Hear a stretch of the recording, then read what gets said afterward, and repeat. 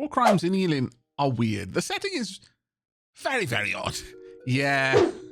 Yeah, that's what I've been trying to explain to chat. It's like, and using again the comparison to Ivan, the roguelike. You start off on a literal banana republic, gathering bananas under the weighty lash of the slave masters. You end up replacing your various body parts with sentient meat and kicking a hole through the universe. It's a weird one, okay? The game embraces the fact that you can break the way the world works. The world doesn't so much have natural laws as natural suggestions, and you are encouraged to think outside the box. And I feel that Elin and Alona both walk that very same path. From what I understand, Elin specifically has a lot of bizarre interactions in the crafting side of things. Like you can end up doing really weird things with stuff. So we'll just see where the things go. We might not even get to that. I don't know. There's a lot to do. All right, let's create an adventure. Letter of disembarkation. Name Araris. I mean, you're almost right. Right. Okay. I think it's time. Let's go ahead and click the button. Badunk. Oh, we haven't. Still more stuff to do. Yeah, chat is being brutal today. Difficulty: novice adventure, adventure, custom. Right. Recommended for adventurers who are still getting used. That is definitely me. There are no restrictions on saving or loading, and for a while after starting, death comes without penalties. That isn't like me. I'm not going to do a permadeath save. Look, I know usually I play honor man on any game, regardless of difficulty. But if I did that in this game, we would get like... It's been an hour of character creation, and I'd get 5 minutes of gameplay. That's how that would go. Let's save all of us from that fate. I'm okay with that in my own time. I'm less okay with it when other people are spending their time on it, all right? You have to be a specific brand of masochist to be okay with that for yourself. Novice, you get 90 days of death protection. I don't mind not having death protection, though. Like, I like having consequence. Have grown familiar with this isn't us. You cannot save at any time, and your fate is left to your decisions and the whims of the goddess of fortune. No initial death penalty protection. I could just turn that off so that we're basically playing honor man, and I can save when we need to learn. But oh, sorry, yeah, not honor man, but no death penalty. I'm not particularly clear on what the penalty would be. I don't know if this is a super bad idea. But we're not going to be playing permadeath. But understand, I'm not going to be like save scumming or anything like that. This is more there for, hey, I did a stupid thing because I just didn't understand an esoteric game mechanic. Maybe we can reload while we're learning, sort of thing. But you lose a little bit of money and experience in some. Oh, that's completely fine. That's absolutely fine. We've had some CTDA runs. Like, yeah, to be fair, we have had that. It's like, oh, after 2 hours, we've got our themed run. Everything's going to be great. Oh, I've just been eaten by a zombie. Right. The mechanics in this game are really simple yet incredibly convoluted at the same. Yeah, that's pretty much where I'm at. Yeah, nothing but character creation. Yeah, it's fine. There's no esoteric game mechanics, he said, lying through his team. Yeah. All right. Show all laws. Are there more? Oh, enemies do not receive blessings of the abyss. Boss loot multiplier. Ally feat experience multiplier. Dampen enemy damage in the higher level range. Oh, that's not for us.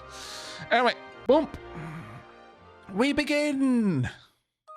Woo. Oh, I like this music.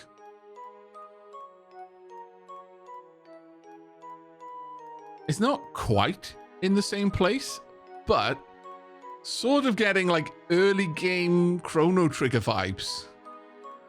I feel like I'm about to be accused of a crime. And then the judge is going to go through some sort of really convoluted mental gymnastics to paint me as a villain.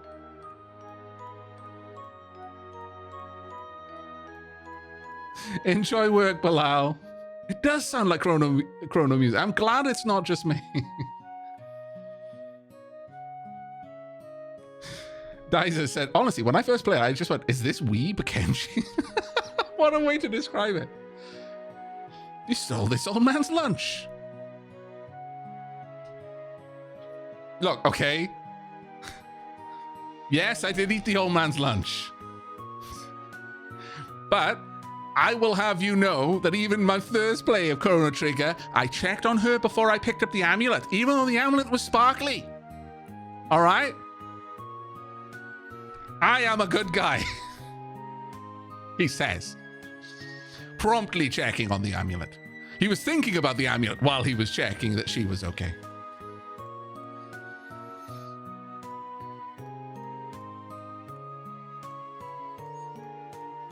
Yeah, I need to click continue. I was just catching up on chat, Fiery, sorry. Right, a long time ago, now forgotten, the remnants of many civilizations are buried in the earth, and the 11th era of Ilva began, with the scars of the Rem Edo still unmended. The fires of war started by the ancient desert empire soon spread over the world and brought a long period of confusion to Ilva. After losing the Siren airship on the western continent, the empire gradually withdrew from various regions. Humans celebrated the first victory and peace they had won, and people once again returned to their serene lives. However, they never forgot the betrayal of Ilas, who had remained quiet during the war. Eventually, 15 years passed. That is how time typically works, yes. Eventually, 15 years passes. I'm not saying that it always comes to pass that 15 years passes, but the flow of time usually moves in that direction. Yeah.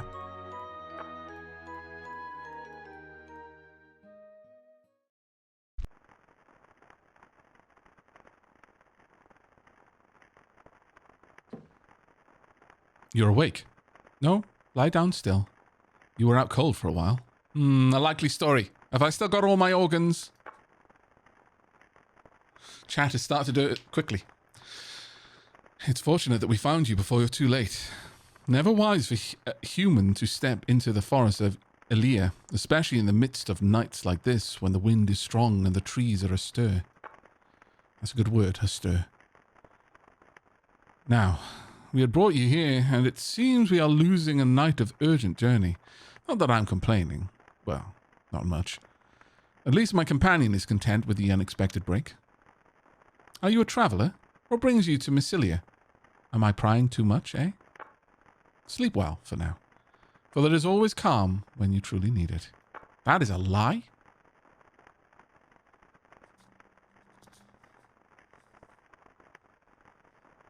I don't know, you look to be missing an eye. Oh no! My eye! So, this is where our story begins. Ash was as sarcastic as ever, but he seemed more pleasant than I was, with the little break you unintentionally gave us. Sorry, not pleasant. The fate that lay ahead of Massilia, the truth of the world, and the choice we have made, and the scars it has brought to Ilva. Okay, so this is narrated from the perspective of the other mysterious companion. Unaware of what was yet to come, we gazed at flames of the bonfire, waiting patiently for the dawn to break.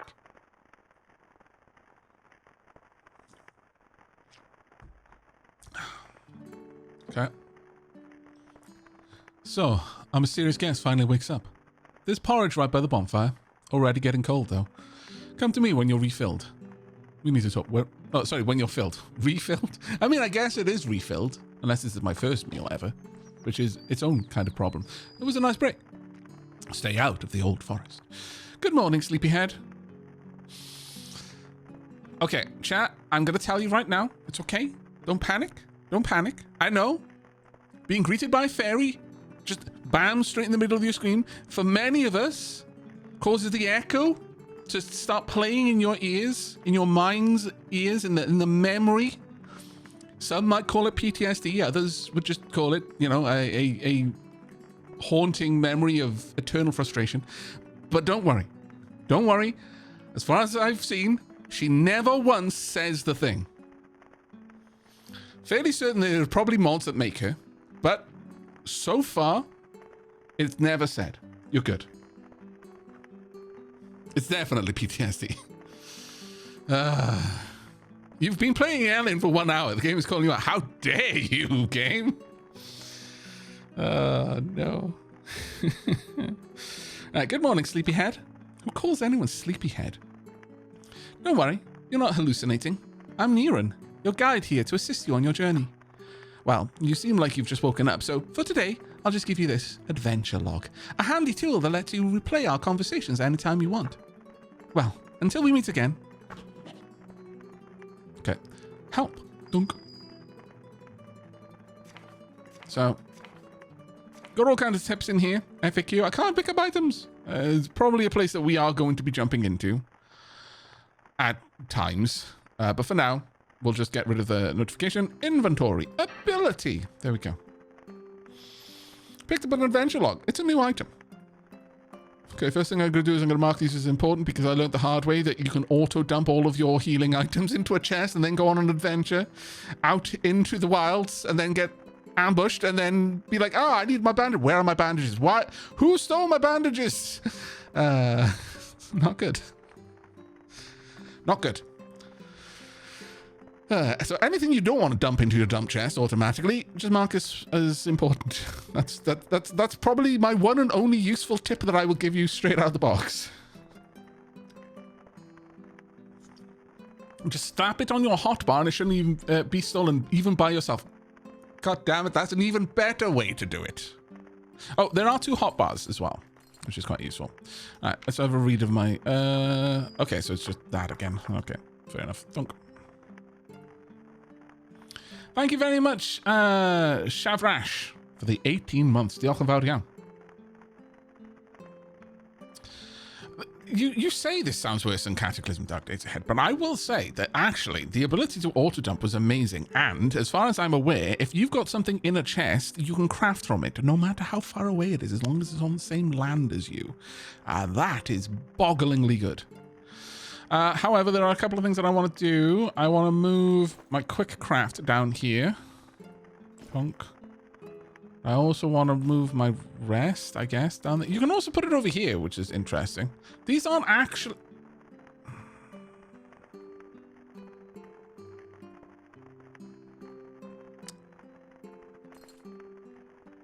I would never, chat.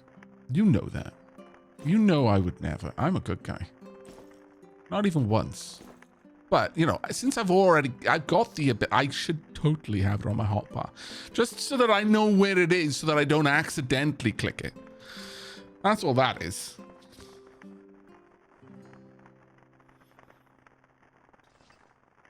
All right. Hello. Are you feeling a little better? First things first, you've earned this. The man tosses you a piece of parchment. Don't worry about it. It's just my quota. Although a deed for land sounds like a good thing to have, I doubt if anyone gives a damn these days. Throw it in the fire if you like, for all I care. That's a lie. That's a lie. So, you seem to be intact. I'm Ashland, on our way to the royal capital of Palmyra with my companion. You aren't from around here, are you? I suppose I could spare some time to teach you the way of living in this land before we part, if you wish, of course. Okay, so chat, for those who are super familiar with the game, I'm sure this little bit, the next little bit is going to be like, oh, why are you reading everything? It's just my way. I'm going to read all of the dialogues that come up, and I will go into probably most of the dialogue options. And also for everyone who is brand new to the game, this will probably give some context on things that we can do and how we do them, so on and so forth. But as far as I'm aware, once you're beyond a certain point, it stops being quite as dialogue heavy. It's going to be fairly dialogue heavy for the next half hour or so, though. Just as an FYI. Reading is important. Yes, please. See? Dapper chat is very dapper. Someone took the time to write this. The least we can do is read it. All right. What is this land deed? Pro tip, it's how they can track me for tax. For those who are used to the War Sim streams and taxing the tax day, it has already begun. I work while listening. The only thing I know about the game is what I hear the streamer say. Fair. Oh, that paper? That's a land deed. Massilia is looking for pioneers, and we're giving away land for free to promising adventurers. And to qualify as promising, you just have to get lost in the middle of the wood and pass out, apparently, which doesn't really set the bar very high. Well, of course, houses and people don't just pop up from nowhere. You'll be carving your way through bushes, and there's no one to protect the land from rogues and vicious creatures. Eventually, you will have to pay taxes too. I'm not going to lie. Fiamma and I serve Massilia, and Massilia needs allies and coins. So my secret intention here is to emphasize the favor we have done to you, in hope that you might be driven to make a blooming town or two for us. He grins at you gleefully. This place actually doesn't look bad for a new settlement. Why don't you go and find a good spot and read the deed? Okay, so I've got a question. And I was wondering this while I was doing the tutorial yesterday. Can you just not set up the land deed, or can you go to another place and set up the land deed? Like, do you have to set it up here? No, you can't. Okay, noted.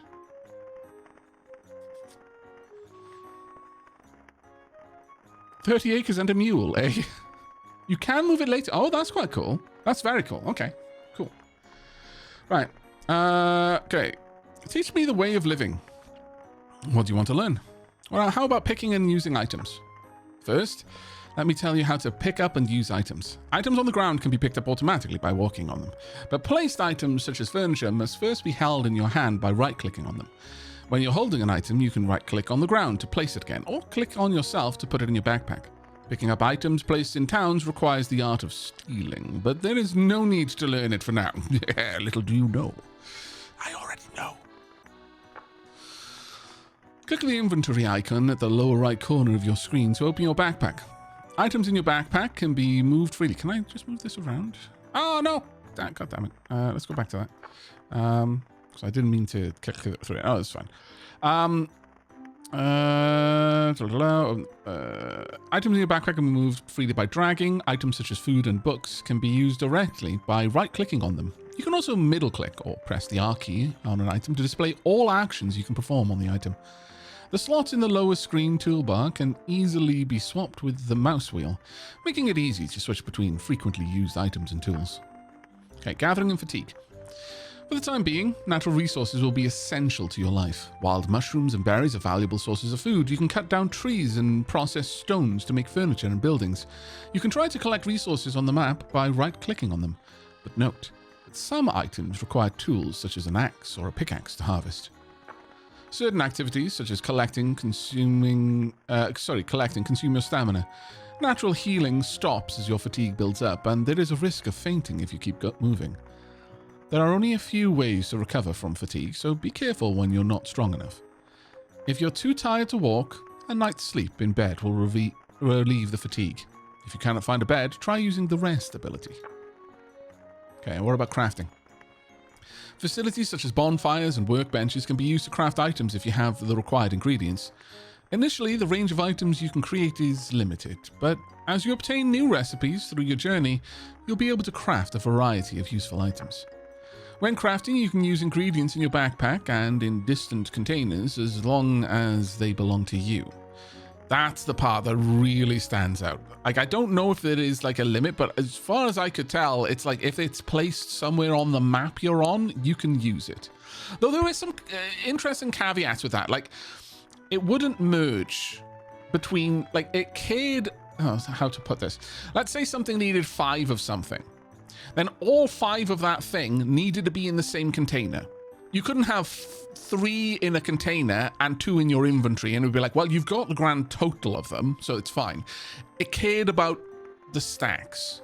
And I assume it's probably the same with, you couldn't have 3 in one box and 2 in a chest. So it's not perfect, but the fact that it like works like that out of the gate is already, you know, it actually puts it ahead of quite a lot of games with crafting.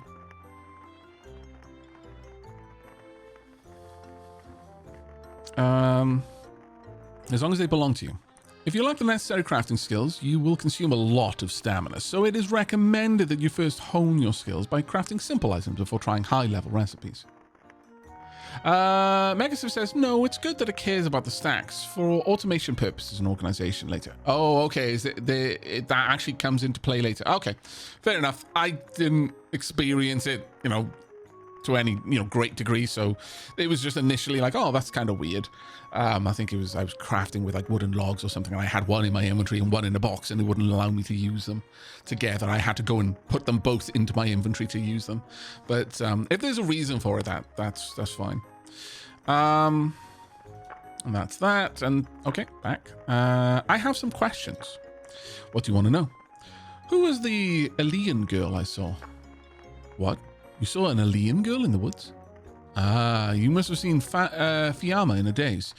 She's still here somewhere. She's the one who found you when you collapsed. Fia is human, but you aren't the first to guess wrong. She hears the voice of the forest. I recall she was muttering something strange a while ago, that it was a girl in her dream which brought us here. I wonder what she meant. What is a Nephia? There are many unexplored ruins scattered around in Tiris, and we call them Nephia. It's rumored that ancient treasures lie dormant in the depths of Nephia, but it would be wise to avoid rushing into exploration unless you consider yourself an adventurer with considerable skill. I do not. Okay, that's that. Bonk. Alright, I've got an item at the ground. It's the land deed. New quest. Let's claim the land by reading the deed obtained. First, I'm going to grab that. Vegetable soup. Fragrant. Level 4 perception. Now, my understanding of the way cooking works... Okay, most people in here have probably played Valheim or games like Valheim where you eat certain foods and they temporarily increase your stats for as long as you're metabolizing them. They might increase your stamina or your health bar to, significant degrees, and it's expected that you eat them in order to fight bosses and stuff, and some might affect your base stats in games that have that kind of thing. In this, it is straight up gives you experience from what I can tell. And sometimes it will straight up give you, let's open the character screen. It'll straight up give you the potential. Not always, but this one here is fragrant, level 4 perception. So that would actually give me perception experience. Now what we can't see here, if I look over here, there are decimal places. You're not gonna necessarily, 4 perception here doesn't translate to 4 levels of perception, but it's gonna be giving me some experience, and the higher that thing, level 4 perception, if it was level 6, it would give me more experience. But it's also, again, this is just from what I understand, based on the nutrition. Higher nutrition gives you, it's like a multiplier. So it could be level, one meal which is 8 nutrition, level 4 perception, and one meal which is 40 nutrition, level 4 perception. The 40 nutrition meal is going to give me more experience points for my perception, just straight away. So that's what I, from what I understand. Let's check in on chat. Lots of nodding, so I'm assuming that is correct. Food is your god and you should worship it. Okay, yeah, no, I'll take it that we are very much on the right track. Yeah, they give experience to stats. Do they ever give experience to skills, or is it just stats? And I imagine, most of these build off stats. Food maxing. Fair.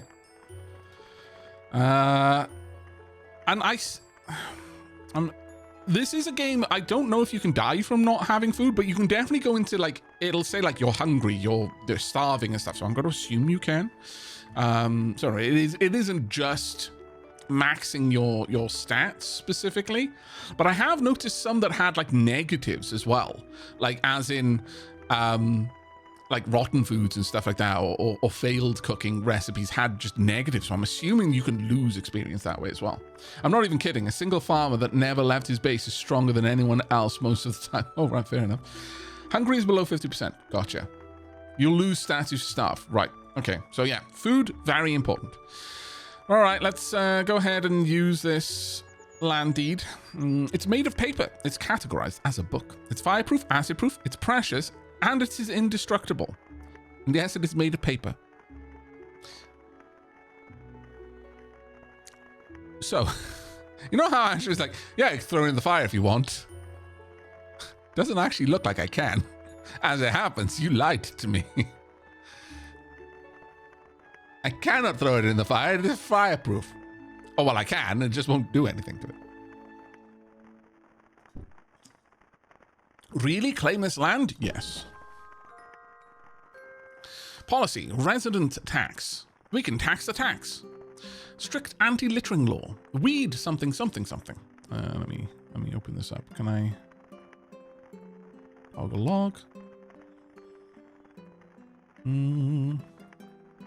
You claim the land, your okay, no, it doesn't give me everything, unfortunately. Can I open this up? No. Recipe search notes quest. Use bed in inventory. I don't know, maybe I can't see all of that. New home has been updated though. You've claimed land with the deed of land. You are ready to report to Ashland. Many lands. Alright then. Let's have a quick chat. Congratulations, the land is now yours. To celebrate your new beginning, I'll give you a hatchet. It will be of great use to you as you work your way through the land. That is genuinely an amazing thing to pick up. I didn't realize initially that if you weren't using the hatchet to weed weeds, you would have to work so much harder. I'll be honest, that makes sense when chopping down a tree. But unless the weeds are, I don't know, really thorny, I don't know. Like, I wouldn't necessarily want to have to stoop down and cut them delicately with a hatchet, leaving the roots in the ground. I want to grab a fistful and yank them out. But apparently, well, that makes a big difference. So, this is the game where I learned that mowing the grass with your axe is significantly better than anything else. Karate chopping the weeds, yeah. Hardness is... Oh, is it the hardness? I know that hardness has an effect. We'll cover that in a moment, but that might explain it then. My hands are soft. I've got programmer hands. Sadness. Sadness. My programmer hands have failed me.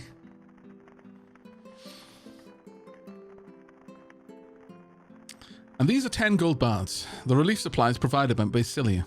Gold bars are useful resources that can be used to hire residents and can also be exchanged for various items that are essential to the development of your home.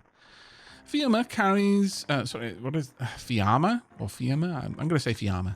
Fiamma carries some beginner home furnishings in custody. She keeps those furnishings in the brig. So don't forget to buy them. I have to bail them out. We're going to stay here for a while longer and see how it develops. Hey, I feel a little responsible for having kindled your pioneering spirit and saddled you with this huge tax debt that's never going to leave you. I posted some requests on the bulletin board, by the way. Take a look when you have time. Okay, that's good. Anything popped up? Okay, no, we've completed it. My axe is apparently there. Pick all, donk. Want to know how to use the axe? If you click the bag icon on the screen, it will show you your inventory, right? From there, you find the axe and right-click on it to equip it. Once you're holding the axe, right-click on a tree on the ground, and you'll be able to chop it down. Huh? You already knew that? Well, don't worry about it. Everyone starts out as a beginner. By the way, you see the numbered slots at the bottom right of the screen? If you drag and drop your axe onto those slots, you can easily switch between tools using the mouse wheel. It's really convenient. Yeah, I guess you knew that too. I thought so, but just in case, you know, just in case. Well then. I see we have the socially awkward fairy. Actually not sure that is in fact a downgrade. I think that is an upgrade from Navi. Because at least a socially awkward fairy won't bug you as much. Mumbles the Meek says, the Steam reviews for this game are rather curious. I can imagine, yes. Okay, so the iron woodcutter's axe. Made of iron, it's categorized as a tool, it's fireproof, can cut trees, it can mine wooden walls. It is not suitable for combat. Noted. Let's just pop it down there. Thunk. Better than a passive-aggressive fairy, yeah. 10 gold bars, but I believe we had... Was that? Yeah, there we are. We've got a purse. Donk. It's currently got 9 orens. It's made of gold. It's categorized as currency. It's fireproof. It's acid proof. It's rare. Now, what I would like to do is not make this a public shared space. No, this is my pouch for my gubbins. But I specifically always sort, sure, sort by value automatically. Also, highest priority. No, come on. Turn off all and turn on currency. Only put items. No, don't put it on. No. Advanced distribution. Can I have a look in there? Currency. No, it's just currency. That's fine. Word filter. No, that's fine. Okay, turn off the advanced one. Don't use items in this container. Exclude items in this container from auto dumping. Don't ever put my currency in a chest. Keep it on me. Well, actually, maybe, but I'll expressly do it. Don't close with right click, fixed window position, compress unstackable items. What? We'll leave that off. Change name, copy count container. No. We can go whop. Columns. Oh, that's kind of cool. I mean, it ruins the way it looks, but it's kind of cool. Anchor. I can auto top layout. That's very cool. I like it. All right. Let's pop this over there. Dunk. Actually, let's move this as well. Can I move that up? I can. Move these around a little bit. I probably won't have this open most of the time, but it's kind of cool to have it there now and then. So, with that, I should... Will this automatically pick it up? No. Okay. Oh, let's just stick that in there then. For now. Oh, wait. Config. Does it?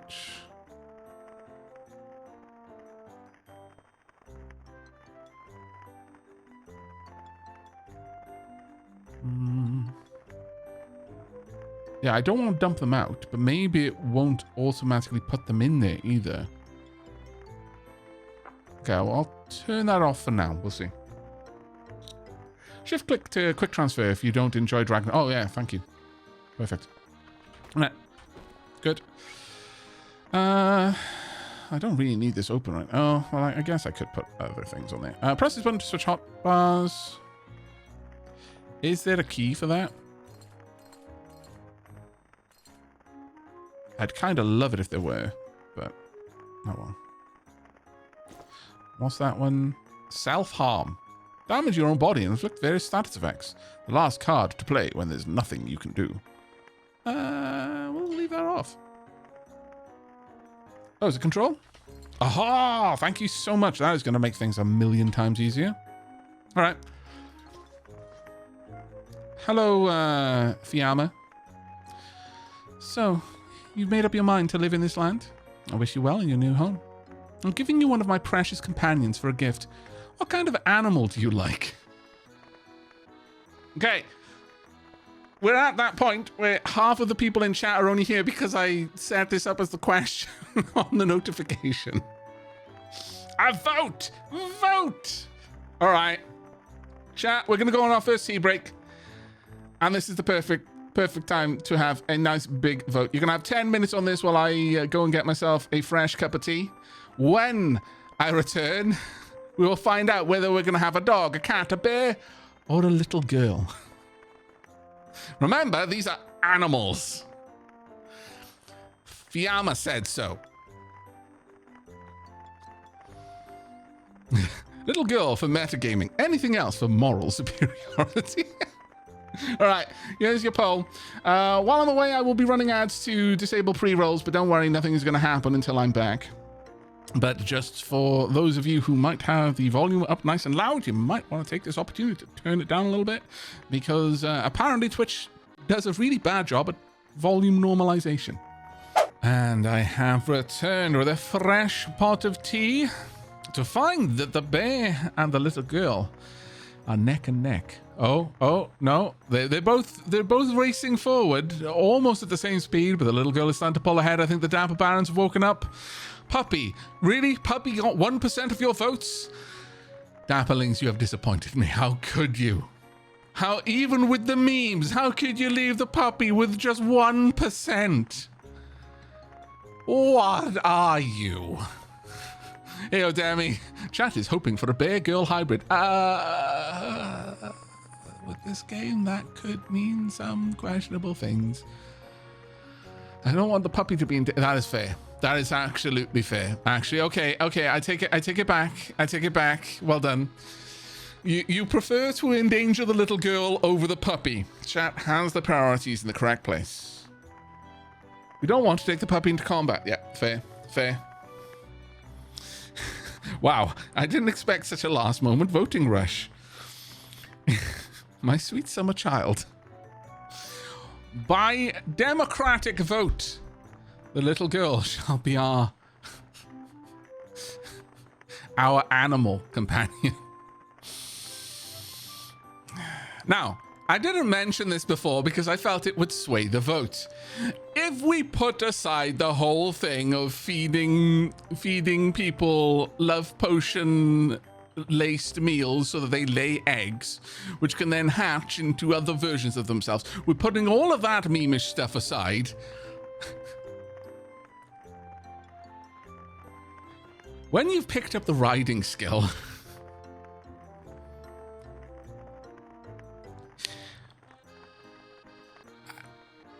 you know what? I'm not going to finish the rest of that sentence. Do you get to ride the little girl into combat now? And the little girl can ride us into combat. It depends on which way we go. FBI, open up. God damn it. You can have one on top and one on the bottom. Just saying, oh my God, chat. What kind of hellish drink is Aavak been enjoying today? White Monster, actually, Demi. Yep. Yeah, remember, riding goes two ways. So if you have fed your little girl a love potion laced meal and gotten a little girl egg, which you've hatched into another little girl, then you could ride a little girl into combat whilst being ridden into combat by a little girl. Don't take this out of context, chat. You're the weird ones, okay? Yeah, actually, as Chess says, funny enough, riding a pet is the best way to protect them because... and so we're going to just talk actual game mechanics now. If your companion is free to roam and engage as they please, they are also free to be targeted and engaged as the enemies please, and as a consequence, they can die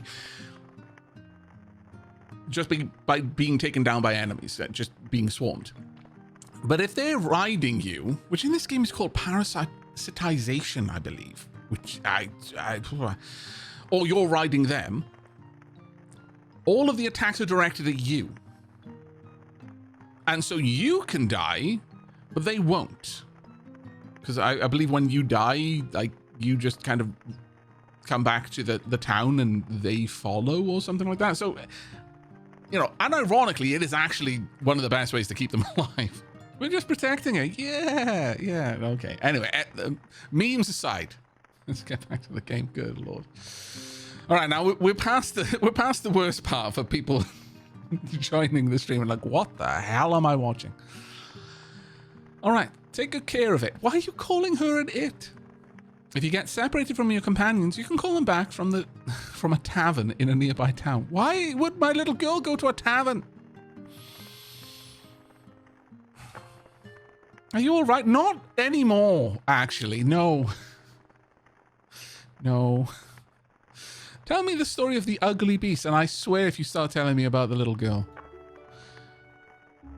Once upon a time, there was a prince who was magically transformed into an ugly beast. Despairing for his appearance, he abandoned his country and lived in a hut in the forest.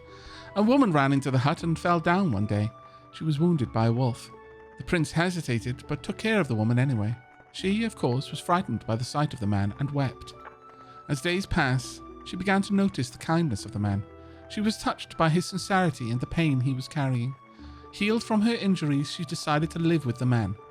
They overcame many difficulties together, and in the end, the curse of the prince was lifted.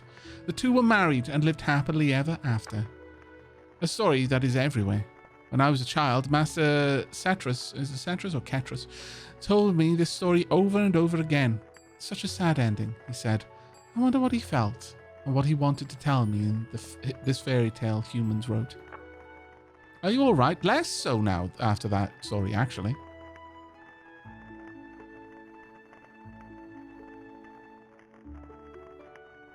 I have some questions. What is it? What is the Old Forest? On the eastern continent, across the sea from Tiris, there is a deep forest where people never set foot. An old forest where Elias dwell. The poison the trees breathe out takes away man's rationality and eventually lead them to death. The forest is called Findale, or the Other Forest. There still remains a few old forests on this continent as well. They don't take human lives like the forests of Indale does, but they are dangerous places nonetheless. Tell me about the powers Elias possess. Have you ever heard of the power the Elias in Vindale possess? No, that's why I asked. The blue miasma that filled the old forest is also called ether.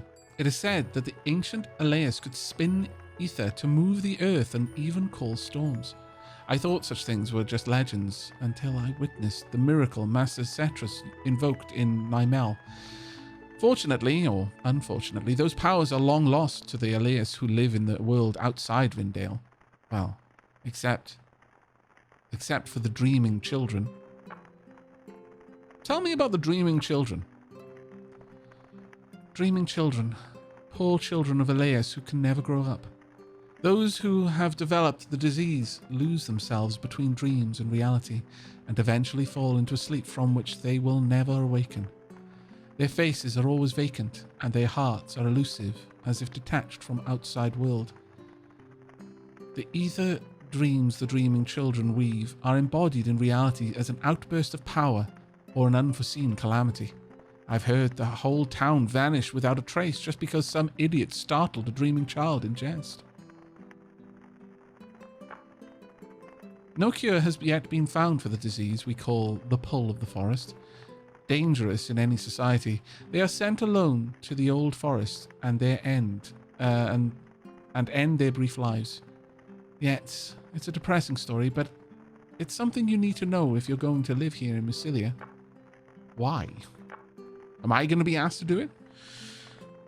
I like to spend my time in the old forest as a child. Master Cetrus used to laugh at me when I told him that I might actually be Elia. When I sleep in the shade of big trees in the old forest, I sometimes have strange dreams. Dreams of a river filled with blue radiance. Its current feels dangerous, yet I am irresistibly drawn to it. And whenever I try to approach the river, I hear a girl's voice saying, "Don't go there. Don't go that way." The dream, the voice of the girl, No, it can't be. I'm sorry, I'm being nonsense here. You are actually the embodiment of nonsense, okay? Alright, let me see your home equipment. Take a look at my wares. Piggy bank. A kitten bank. Container that can hold orange inside. To retrieve its contents, you'll have to break it somehow. It's made of plastic. Both of them are. So, maybe you want to keep your money in a pig. Some people want to keep their money in a cat. Fair enough. A plan of tax evasion, a technology to conceal income and deceive tax officials, allowing for a reduction in the taxes levied. The combined skill value from all bases is utilized. That would cost all of my gold.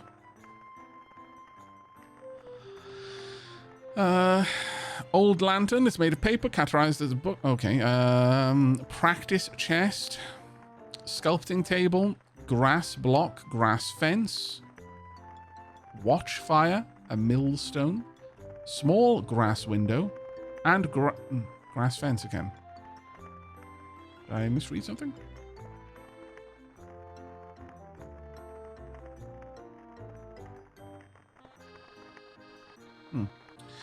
Also, 5 food recipes.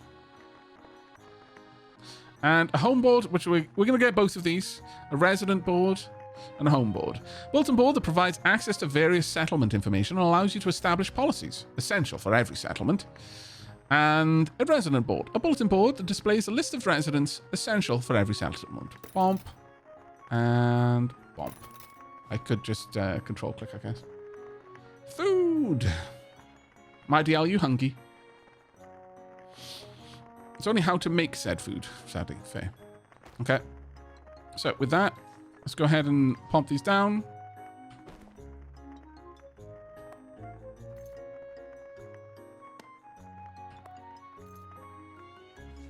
Oop. There we go. Also, hello. Okay. Gorases? That is a hell of a name. That's right, because everyone who's like, oh, it's fine, the little girl's going to be like 40.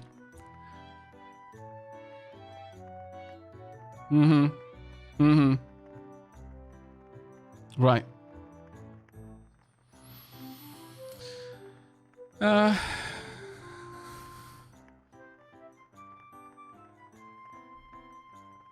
You'll need a front for your little girl egg empire. God damn it. Alright, let's talk. Oh, let's do our best. Hard work is never in vain. The world is full of love. Great dragon? I've never heard it. Rude. You're an adventurer, right? Got any news from afar? Well, no, you've been stood beside me. It said the new kingdom of Yerl was founded by slaves who escaped from the Empire. The world is full of love.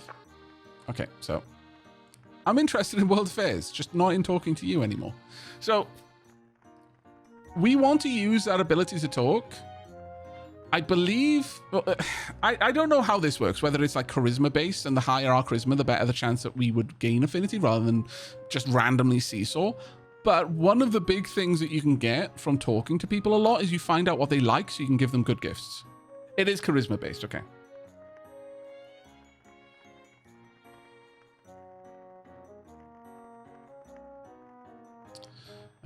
Wait at home. Charisma based and also gives experience to gives experience in negotiation. That's quite cool. Actually, what? Shut up. God damn. My lord, I want... Moving on. Don't use shared equipment. I want to say moving on, but I'm fairly certain they mean this in the strictly professional sense. Like, you can handle my finances and stuff. I'm fairly certain that leads to being able to pay more taxes for some reason.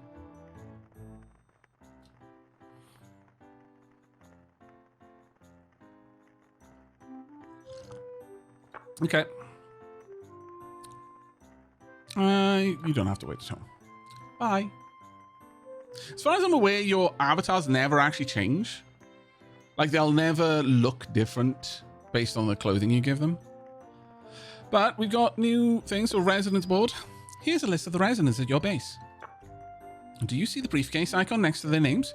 If you hover the mouse over it, you can see their hobbies and jobs. Residents have various jobs. Some improve the security or fertility of your base, while others produce valuable items. However, if the environment isn't right, the residents won't do their jobs. Jobs shown in yellow are currently impossible to perform. Usually, if you place the right furniture for the job at your base, they'll start working. For example, a bookshelf is needed for research jobs. The efficiency of their work will increase as the residents grow. The quality of their beds also affects efficiency, so it's a good idea to have one bed for each resident. Noted. What are my jobs? I work in history. I require a bookshelf, and I cheer. Yay! Okay, I'm getting my practice in. Woohoo! Go Team Sexy Awesome!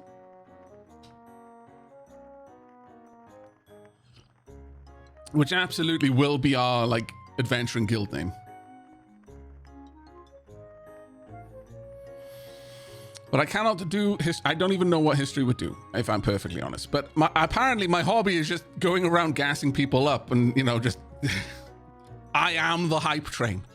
Publicity and local patriotism. But I don't know if I'll ever do work, sadly, because I'm always in control and never just hanging out at the base.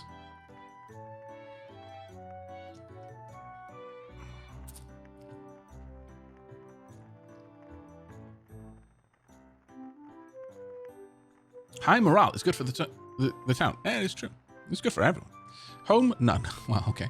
Workplace, lumberjack and washing. The duality of little girl. So, I need a lumberjack sign or a like, and they could potentially do lumberjacking. Or the hobby is washing. Requires a fishing sign. What? What do you wash? Fish? You washing fish? I mean that isn't that crazy. Oh yeah, that's right. I am a thief.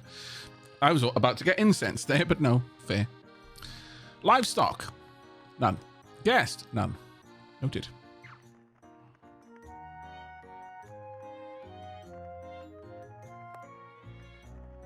Race, work. Okay, that's kind of cool. Yeah, it's just a here is water sign. She's a professional fish washer. Oh, fish come pre-washed? I mean, I guess it depends on where you catch them from, you know. I wouldn't necessarily immediately make sashimi out of the fish that you caught in Krobus's sewer, for example, in Stardew. I think I might, at the very least, want to give them a quick rinse in the sink first.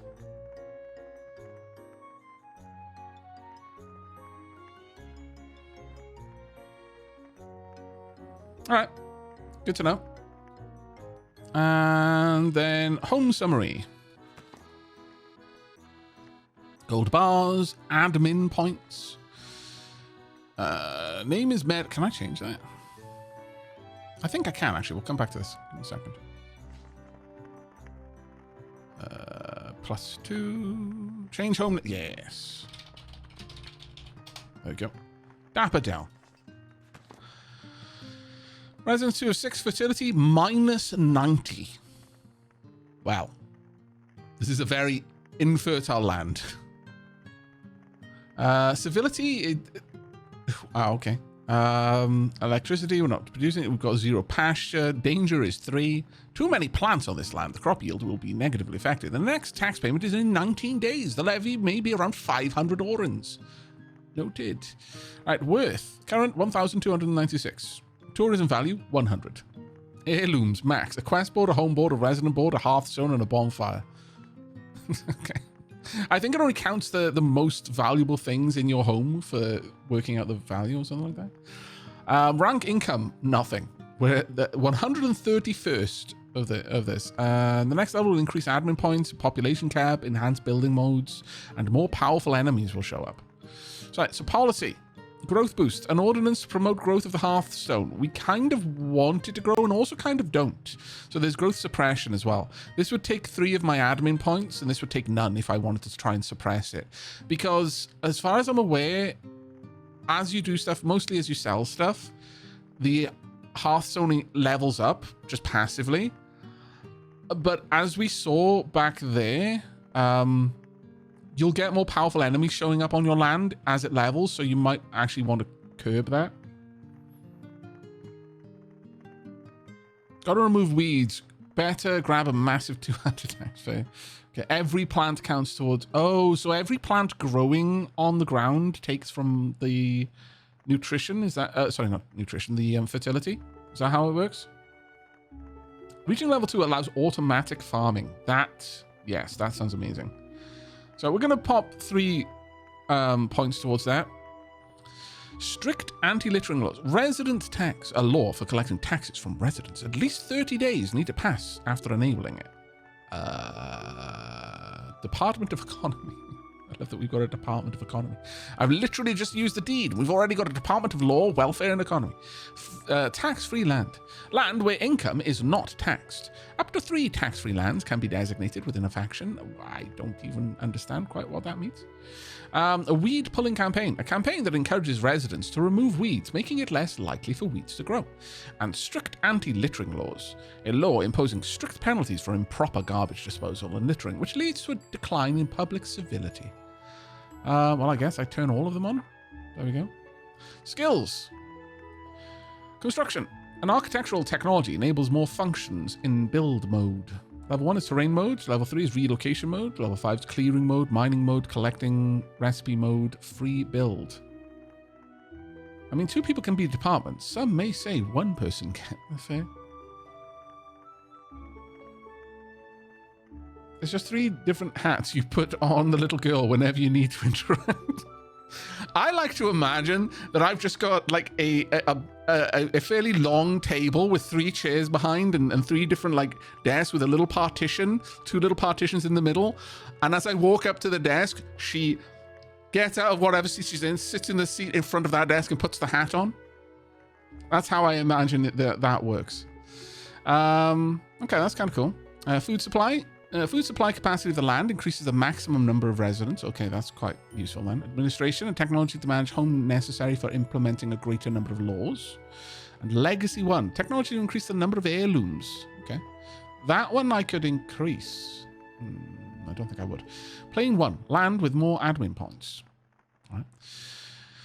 A law for collecting taxes.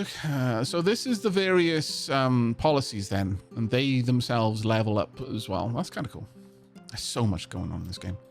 Are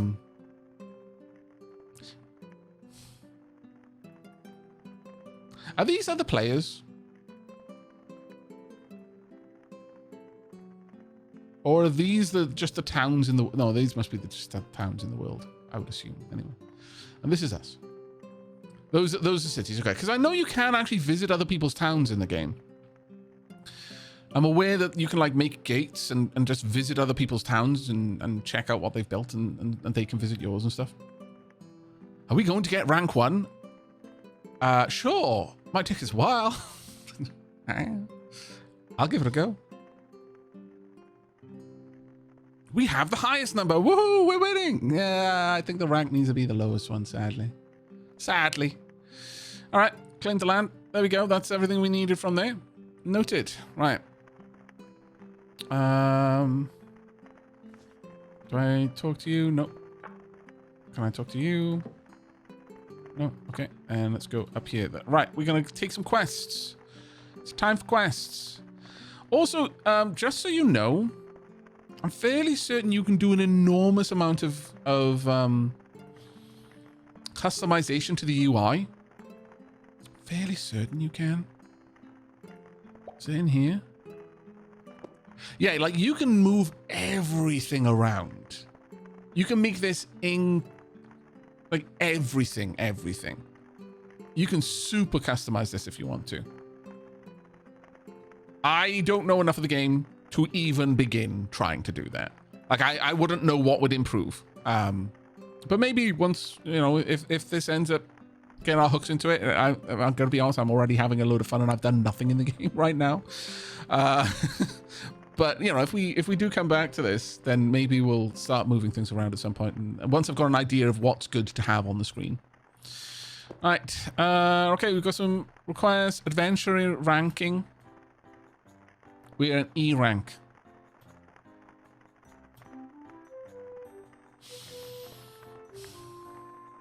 I know I only just started, but I feel offended.